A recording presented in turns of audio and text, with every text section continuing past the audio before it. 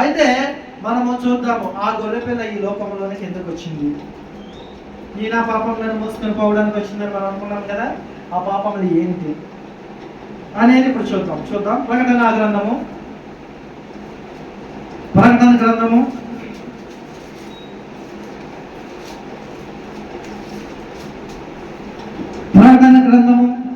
7వ అధ్యాయము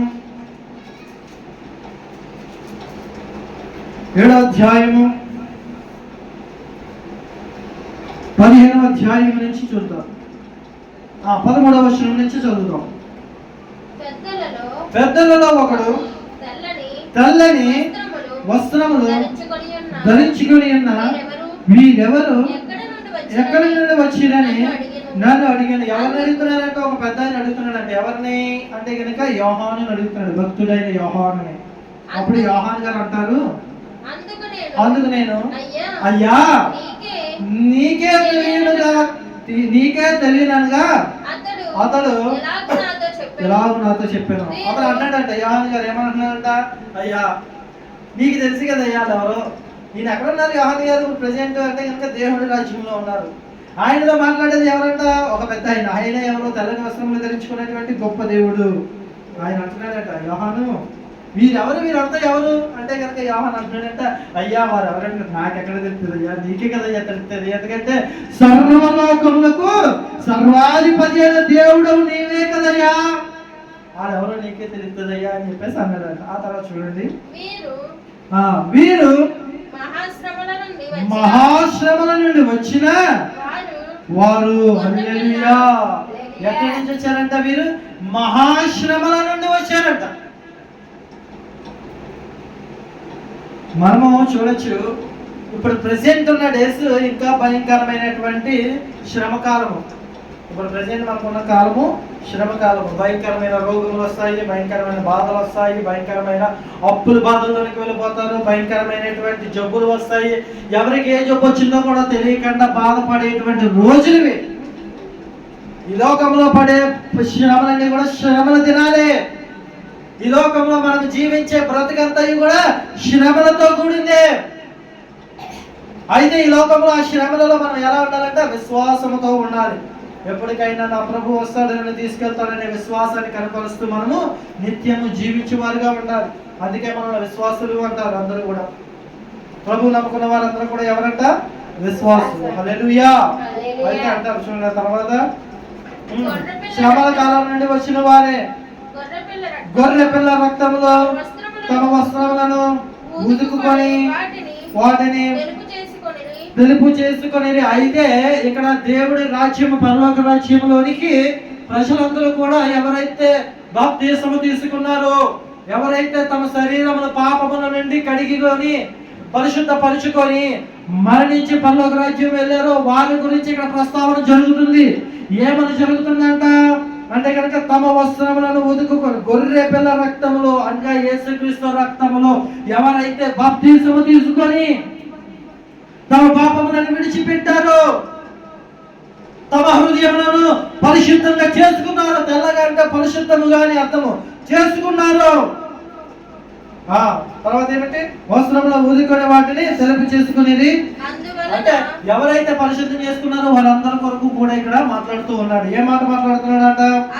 అందువలన వారు దేవుని సింహాసనం ఎదుట ఉండి రాత్రి పగలు ఆయన ఆలయములో ఆయనను సేవించుచున్నారు. హల్లెలూయా.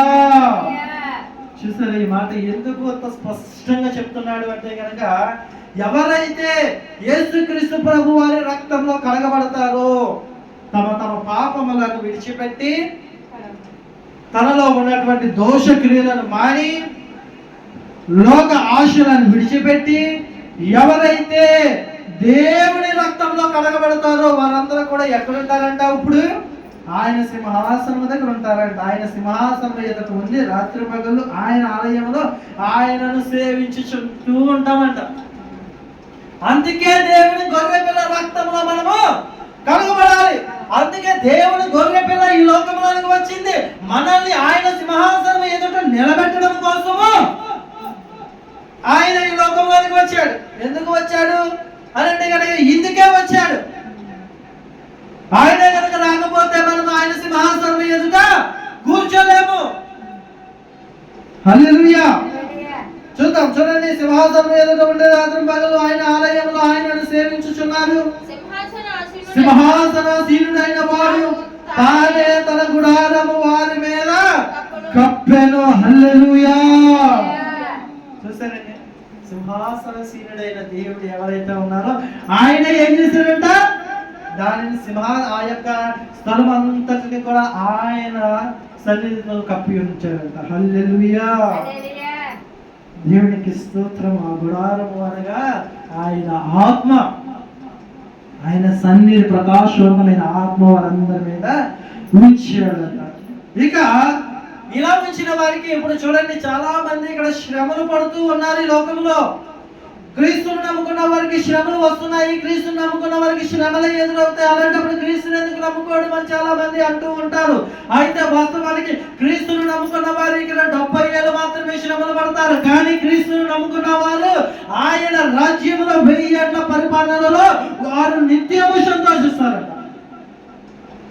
వారికి అక్కడ ఏమనదు, ఇక్కడ ఆకలికి బాధలకి, ఇక్కడ ఆకలి కోసము, దాహము కోసము, లేదంటే ఇక్కడ మంచి వస్త్రములు కట్టుకోలేనటువంటి స్థితుల కోసము ఈ శ్రమలు పడిన వారందరికీ కూడా ఇక దేవుని రాజ్యంలో ఏమున్నదంట. ఇప్పుడు చూద్దాము, చూడండి 16వ వచనం. వారికి ఇక మీదట ఆకలైనను దాహమైనను ఉండదు, సూర్యుని ఎండైనను ఏ వలగానైనను వారికి తగలదు. ఏలయనగా సింహాసనమున మధ్యమందుండు గొర్రె పిల్ల వారికి కాపరి అయి ఉన్నది. ఆ జీవ జలముల బొగ్గ యుద్ధకు వారిని నడిపించును. దేవుడే వారి కన్నుల నుండి ప్రతి బాష్ప బిందువును తుడిచివేయును. దేవుడికి మహిమ కలుగును గాక. అందుకే నేను దేవుని గొర్రె పిల్లల దగ్గరికి రావాలి. అందుకే నేను ఎన్ని శ్రమలు వచ్చినప్పటికీ దేవుణ్ణి విడిచిపెట్టకూడదు. ఎన్ని ఇబ్బందులు ఎదురైనా సరే లోకంలో, ఆఖరికి మరణకరమైన రోగము మనకి సంభవించినా సరే దేవుని మీద విశ్వాసాన్ని మనము విడిచిపెట్టకూడదు. అలా విడిచిపెడితే ఏమవుతారా అంటే కనుక దేవుని రాజ్యాన్ని మనము కోల్పోతాము. హల్లెలూయా. ఏం కోల్పోతామంట? దేవుని రాజ్యాన్ని కోల్పోతాం. అయితే ఎప్పుడైతే నీవు దేవుని యందు విశ్వాసం కలిగి దేవుని గొర్రె పిల్ల రక్తంలో కడగబడ్డావో, నీ ప్రతి పాపములను విడిచిపెట్టి ఎప్పుడైతే దేవుని గొర్రె పిల్ల రక్తంలో నీవు పరిశుద్ధపరచబడ్డావో అప్పుడు నీకేమవుతుందంట, దేవుని రాజ్యములో ఆయన సన్నిధిలో ఆయన సింహాసనం ఎదుట నీవు ఉంటామంటున్నాడు. అంతేకాకుండా అక్కడ ఆకలి ఉండదంట, దప్పుకు ఉండదంట, దాహం అయ్యేదంట, ఇంకేంటంట అక్కడ శ్రమలు ఉండవంట, వడగాలైనను ఎండ దెబ్బ అయినను అక్కడ ఉండదంట. ఇంకేమున్నదంటే అక్కడ దుఃఖము అనేది ఇంకా మనకి ఉండదు. హల్లెలూయా. ఇంకేమంటాయంటే జీవ జలము బుగ్గ యొద్ద వారిని నడిపించెను. జీవ జలము అనగా ఆ జలము తాగిన వారు నిత్యము కూడా ఏం చేస్తారంట, బ్రతుకుతూ ఉంటారు. ఇంకా వారికి మరణం ఉండదు. జీవ జలము తాగిన వారికి మరణం ఉండదు. జీవ జలములోనే జీవం ఉన్నది. ఆ జీవ జలము తాగిన ఏ ఒక్కరికి కూడా ఏముండదు, మరణం ఉండదు. అప్పుడు నిత్య జీవమున మనము 1000 ఏళ్ల పరిపాలనలో ఉంటాము. అందరూ అనుకుంటారు ఈ లోకంలో బ్రతికినంతే బతుకు అనుకుంటారు. కానీ అది కాదు. నిజమైన బ్రతుకు ఏది అంటే దేవుని రాజ్యంలో బ్రతుకుచున్నది. అటువంటి బ్రతుకు నిజమైనది. అది ఎప్పుడు వస్తుంది అంటే దేవుని గొర్రె పిల్ల రక్తంలో కడగబడినప్పుడు మాత్రమే. నీ నా పరిస్థితులన్నీ కూడా, నీ నా పాపములన్నీ కూడా విడిచిపెట్టి ఎప్పుడైతే దేవుని రక్తంలో కడగబడి మనమందరము శ్రేష్ఠులుగా మార్చబడతామో అప్పుడు ఇవన్నీ కూడా మనం స్వతంత్రించుకోగలము. హల్లెలూయా. ఇప్పుడు దేవుని గొర్రె పిల్ల ఎవరి కోసం వచ్చింది అని అంటే కనుక ఎవరైతే పాపములను ఒప్పుకొని తమ బ్రతుకులను మార్చుకుంటారో వారి కోసం ఈ లోకంలోనికి దేవుని గొర్రె పిల్ల వచ్చింది. హల్లెలూయా. ఏ కార్యాలు చేస్తుంది దేవుని గొర్రె పిల్ల అంటే కనుక ఆయన గొర్రె పిల్ల రక్తాన్ని ఎవరైతే నిజమైన రక్తముగా భావించి ఆ యొక్క రక్తంలో వారి వారి పాపములను విడిచిపెట్టి ఆ యొక్క దేహములను ఎవరైతే కడుక్కుంటారో వారందరినీ కూడా దేవుడు ఏం చేస్తున్నాడంట, ఆయన రాజ్యంలోనికి తీసుకువెళ్ళి అక్కడ ఆయన నిత్య జీవములో మనల్ని కూడా ఉంచి ప్రతి బాష్ప బిందువును ఆయన తుడుస్తాను అంటున్నాడు. హల్లెలూయా. ఇదేంటి దేవుని గొర్రె పిల్ల యొక్క పని. దేవుని గొర్రె పిల్ల అంటే ఎవరు అంటే కనుక నైశ్వర్యుడైన యేసుక్రీస్తు ప్రభువారు. ఆ యేసుక్రీస్తు ప్రభువారి రక్తంలో ఎంతమంది అయితే కలగబడి తమ పాపములను ఒప్పుకొని పరిశుద్ధులుగా మార్చబడుచున్నారో వారందరికీ దేవుడు ఏం చేస్తున్నాడంట, ఆయన రాజ్యములోనికి తీసుకొని వెళ్తున్నాడు. ఆయన రాజ్యములో జీవ జలమును తాగేటువంటి అవకాశాన్ని ఇస్తున్నాడు. అంతేకాకుండా కన్నుల నుండి ప్రతి బాష్ప బిందువును కూడా తుడిచి వేస్తానంటున్నాడు. ఇదిగో నాకు ఇన్ని శ్రమలు వస్తున్నాయి, నాకు ఇన్ని ఒళ్ళు నొప్పులు వస్తున్నాయి, నాకు ఎంత ఇబ్బంది అవుతుంది, నేను ఇదిగో ఈ లోకంలో నా ప్రయాణాన్ని కొనసాగించలేకపోతున్నాను, ఇదిగో నా కొడుకులు నన్ను విడిచిపెట్టేశారు, నా కోడలు నన్ను విడిచిపెట్టారు, నా తల్లిదండ్రులు నన్ను విడిచిపెట్టారు, నా భర్త నన్ను ఇదిగో నన్ను ద్వేషిస్తున్నాడు, లేదా నా భార్య నన్ను అసహించుకుంటుంది అని ఎన్నెన్నో శ్రమలు పడుతున్న ప్రతి వారికి కూడా దేవుడు అంటున్నాడు, ఇదిగో నా రక్తంలో నీవు కలగబడితే, నీ దేహమును నువ్వు కడుగుకోగలిగితే ప్రతి బాష్ప బిందువును నేను తుడుస్తాను అంటున్నాడు. ఇక ఆయన బాష్ప బిందువులు తుడిచేటువంటి పరిస్థితి వచ్చింది అనుకోండి, ఇక ఏ మనిషికి కూడా ఏ శ్రమలు కూడా ఉండవు. హల్లెలూయా. కాబట్టి మనందరం కూడా దేవుని గొర్రె పిల్ల యొద్దకు వచ్చే వారిగా ఉండాలి.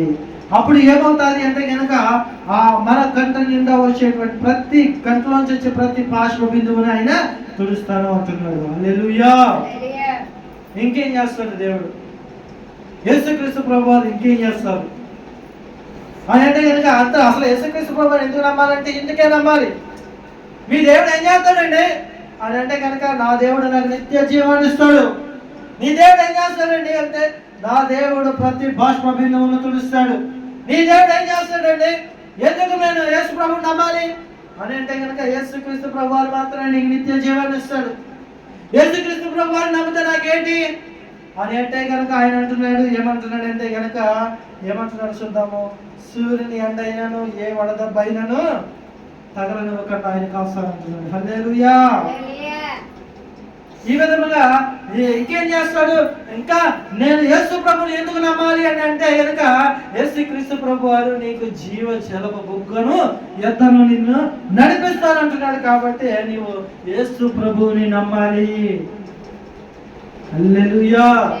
అందుకే నమ్మాలి తప్ప అంతకు మించి దేవుణ్ణి నమ్మాల్సిన పని ఇంకేమీ లేదు. దేవుడు ఎందుకు నమ్మాలంటే నీ నా పాపములను కొట్టివేస్తాడు, అందుకు నమ్మాలి. దేవుడు ఎందుకు నమ్మాలి అంటే నిన్ను పరిశుద్ధముగా మారుస్తాడు, అందుకు నమ్మాలి. దేవుడు ఎందుకు నమ్మాలి అంటే దేవుడు నిన్ను ప్రేమ స్వరూపుగా మార్చేస్తాడు. దేవుడు ఎందుకు నమ్మాలి అంటే నిన్ను సమాధానపరుస్తాడు. దేవుడు ఎందుకు నమ్మాలి అంటే ఆయన మాత్రమే నీ పాపములను కొట్టివేయగలడు. ఇందుకే కదా నువ్వు నమ్మాలి. ఇదిగో నువ్వు ఏదో పొద్దున్నే లేచి తలస్నానం చేసి ఏదో ఒక రాయి దగ్గరకు ఏదో పుట్ట దగ్గరగా వెళ్ళి మొక్కేసి వచ్చేసాను అనుకుంటే వాడు నీతో ఏం మాట్లాడుతున్నాడో నీకు తెలియదు. కానీ నిజ దేవుడైన నజరేయుడైన యేసు నీతో అంటున్నాడు, ఇదిగో నీవు నా దగ్గరకు వచ్చి నీ పాపములను నువ్వు ఒప్పుకోగలిగితే నేను నిత్య జీవ వారసుడిగా నేను మారుస్తాను అంటున్నాడు. హల్లెలూయా. దేవుడికి స్తోత్రం. ఇంకేం చేస్తాడు ఆయన చూద్దాం, చూడండి. అదే ప్రకటన గ్రంథము 7వ అధ్యాయము 16వ వచనం 17వ వచనంలో ఏమంటున్నాడంటే ఆయన ప్రతి అనగా సింహాసన మధ్యమందు గొర్రె పిల్ల వారికి కాపరి అయి జీవజలముల బొగ్గ యొద్దకు వారిని నడిపించును. దేవుడే వారి కన్నుల నుండి ప్రతి బాష్ప బిందువును తుడిచివేయును. ఎవరైతే దుఃఖించి వారు ఉన్నారో వారందరి బాష్ప బిందువులను ఆయన తుడుస్తానంటున్నాడు. హల్లెలూయా. చాలా మంది ఈ కాలంలో దుఃఖించేవారు అనేక మంది. దుఃఖం గురించి చెప్పాలి అంటే కనుక చాలా చాలా చరిత్రలే మనం చెప్పుకుంటూ వెళ్ళొచ్చు. అనంటారు కదంటారా, అప్పటి వరకు మాట వినే కొడుకు ఒక వయసు వచ్చేటప్పటికి అయ్యో నా మాట ఎంటా లేదండి నా కొడుకు అంటారు. అది దుఃఖం అంటారా కాదంటారా? దుఃఖమే.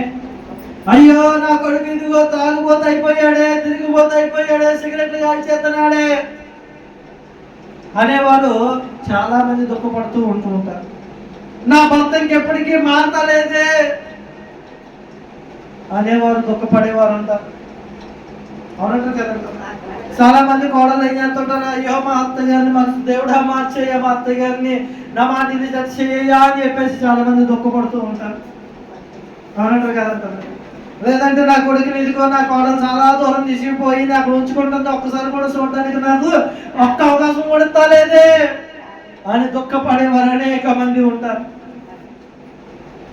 ఇలా చాలా దుఃఖాలు ఉన్నాయి. చాలా మంది భయంకరమైన రోగముతో దుఃఖపడుతున్న వారు ఉన్నారు. అసలు ఇంకా ఆ నొప్పులకి, ఆ యొక్క రోగమునకు, అదొక జబ్బుకి ఇంకా నాకు అసలు విముక్తే లేదే, ఎన్నో డాక్టర్ల దగ్గరికి వెళ్ళాను, ఎంతో హాస్పిటల్ తిరిగాను, ఎంతో ఖర్చు పెట్టాను, అయినా సరే నా జబ్బు తగ్గలేదే అని దుఃఖపడేవారు ఉంటారు. ఇంకా అనేకమైన దుఃఖములు, ఇంకా నా గర్భం తెరవలేదే అని దుఃఖపడేవారు ఉంటారు. ఇదిగో నా పిల్లలు నా మాట వింటలేదని దుఃఖపడేవారు ఉంటారు. ఇదిగో నా భర్త తాగుడు నుంచి విమోచన కలగట్లేదని దుఃఖపడేవారు ఉంటారు. ఇదిగో నేను పరీక్షల్లో పాస్ అవుతలేదే, నాకు జ్ఞానం లేదని దుఃఖపడేవారు ఉంటారు. ఎన్నెన్నో దుఃఖములు. ఇవన్నీ దుఃఖములకు ఒకటే సమాధానము ఏమిటి అంటే కనుక, ఇదిగో నీవు దేవుని గొర్రె పిల్ల యొద్దకు వచ్చి, అనగా యేసుక్రీస్తు ప్రభు దగ్గరికి వచ్చి ఆయన సన్నిధిలో మోకరించి నీ పాపములను ఒప్పుకోగలిగితే, ఇదిగో నీకున్న ప్రతి దుఃఖం నుండి ఆయన విడుదల చేయబోతున్నాడు. నీ రోగము పోవాలంటే నీ పాపములను ఒప్పుకోవాలి. నీ పాపములను ఒప్పుకోగలిగితే నీ రోగములు పోతాయి. నీ పాపములను ఒప్పుకోగలిగితే నీ రోగములు, నీ బాధలు, నీ దుఃఖ దినములు ఇక సమాప్తమైపోతాయి. ఆయన అంటున్నాడు, ప్రతి బాష్ప బిందువును తుడుస్తానంటున్నాడు. హల్లెలూయా, దేవుడికి స్తోత్రం.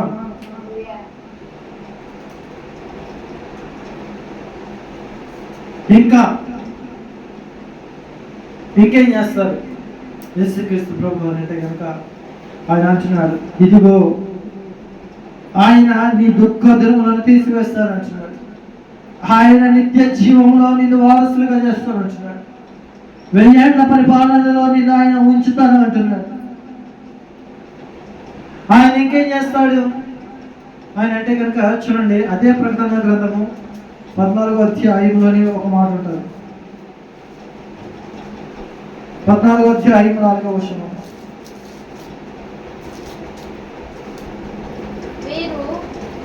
వీరు స్త్రీ సాంగత్యమున అపవిత్రులు కానివారును స్త్రీ సాంగత్యము ఎరుగని వారినయ్యండి గొర్రె పిల్ల ఎక్కడికి పోవును అక్కడికి ఆయనను వెంబడిద్దురు. వీరు దేవుడి కొరకు, గొర్రె పిల్లల కొరకును ప్రథమ ఫలముగా ఉండుటకై మనుషులలో నుండి కొనబడిన వారు, వీరి నోట ఏ అబద్ధమును కనబడలేదు. వీరు అనింద్యులు అంటే ఏ నింద లేని వారు. హల్లెలూయా. యేసుక్రీస్తు ప్రభు వారు ఎటువంటి వారు అంటే ఆయన పరిశుద్ధుడు. హల్లెలూయా. ఆయన ఎవరంట? పరిశుద్ధుడు. కాబట్టి ఆయన వెంబడించి వారందరూ కూడా ఎలా ఉండాలి అంటే కనుక పరిశుద్ధముగా ఉండాలి.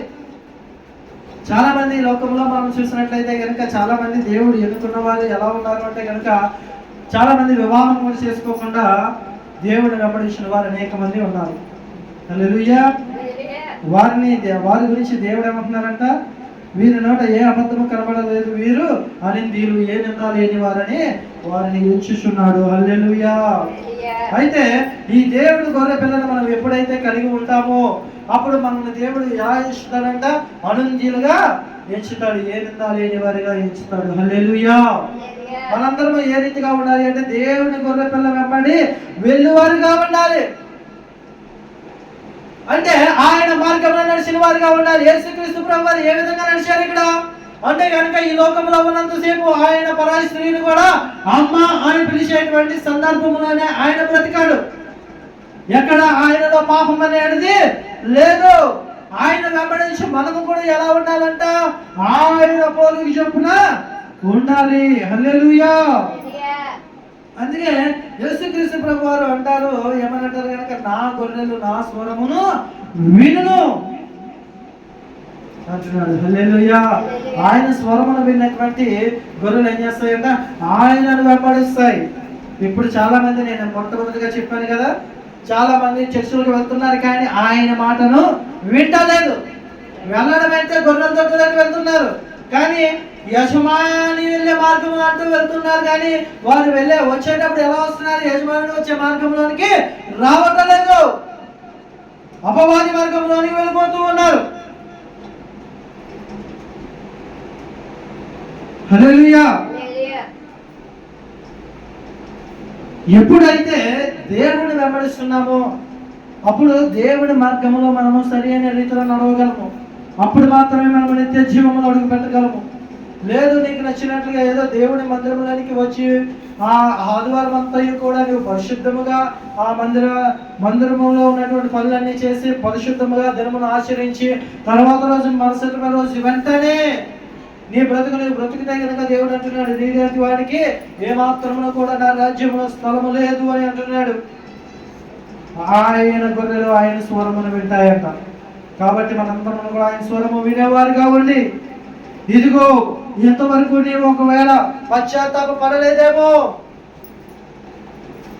పశ్చాత్తాప స్థితిలో నీవు లేవేమో, ఆయన రాజ్యమును స్వతంత్రించుకుని పెట్టగా నీవు లేవేమో, దేవుడు అంటున్నాడు, ఇదిగో బిడ్డ, ఈరోజు నన్ను వెంబడించి పిల్లలుగా నీవు సిద్ధపడి ఉండాలి.